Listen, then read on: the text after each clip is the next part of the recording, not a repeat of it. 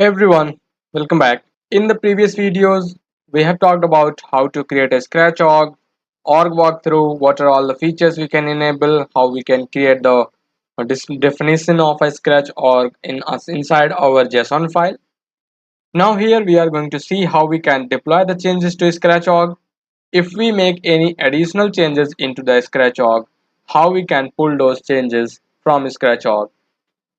So these are the two commands which are very handy if you are working with commands you are not using the command palette. Force source push is the org which command which is used to deploy the changes to the scratch org, and force source pull is the org, not org, is the command which is used to pull the changes from the scratch org. So let's quickly see that.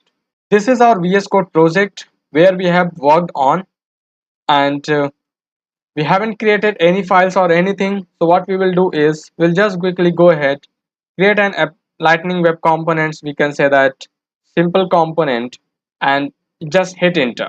That's it, we did created a component. Now we are going to create one more component. We will say that this is the apps class, so we will say that simple controller.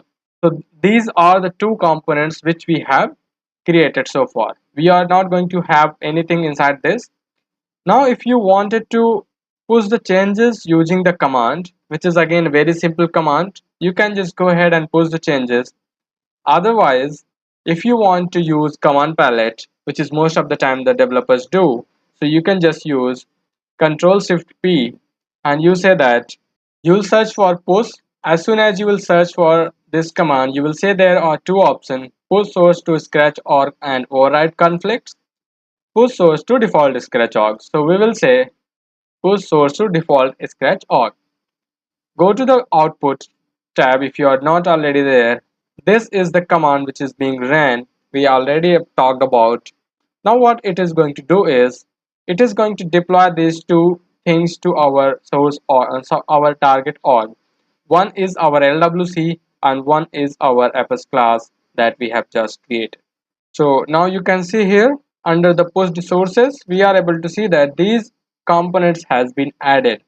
Why this has been added? Because we have not made any changes. We have not made any changes to the existing components. If you go ahead and make a simple change, you will say that string name, I'm creating a parameterized constructor, and if I run the same command again, this time it will say the component which is a simple controller has been changed, not added. Okay, in the meantime it is pushing the changes to the org. We will go there in the org, and under the org we'll search. First thing we'll say, we'll try to find out if we have successfully created that class over here with the help of our VS Code or not. So you can see here we have got this simple controller. That means we are able to do that. Now what we will do is we will go ahead, quickly create an object over here, so that we can also see how we can pull the data from scratch org. So let's say that we are going to create an object called invoice, and the field name is going to be auto number. So I will say invoice, and whatever the format we want it to have, you can have that format like this, and starting number, whatever the one you want, and go ahead save it.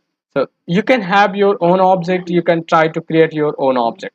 Then get back to your org, or not org, fields and relationships, click on new, and then you can create a field over here. Suppose that I'm going to create a master detail relationship with the contact object or with the account object. So let's say create a master detail relationship with the account, under which our invoice is going to be generated. So now we are done with this object and field creation inside a scratch org. Now we wanted to pull these changes inside our VS Code so that we can push those to the GitHub repository. So for that, go back to your VS Code, and you see this time it is saying changed. That is because we have changed the class. To pull the changes, what we need to use is we need to use pull, and we'll say pull source from scratch org. So we'll just use that command, and it will run SFDX force source pull, the same command we have talked about. Now it is going to pull all the changes, whatever the changes that you have made inside your scratch org. Like you have your object and field. So you can see here we have got an object called invoice, we have got a field, we've got a layout, and then there is one more profile which came up which is saying admin and trial customer portal user. So whenever we are getting some unwanted things, unwanted metadata coming from scratch org, sometimes it happens, you need to go ahead and straight away delete those files. Don't deploy those to your GitHub. If you do that, you might get into the trouble. Even your PR is not going to be approved, but you need to worry about these things while you need to take care of these things while you are working with all these. If you go to your file directory under the objects, you will see there is a object called invoice. Under that there is a field called account. Under the profiles folder, you will see there is a profile called admin, and then there is one trial customer portal user. Why this admin profile has came? Because we have given the permission to the invoice object, some classes.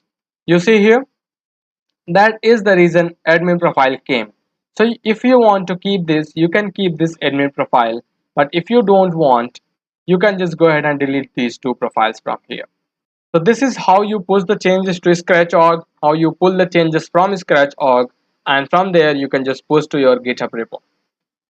So this is it for this video. Thank you for your time, and we will meet into the next videos. Thank you.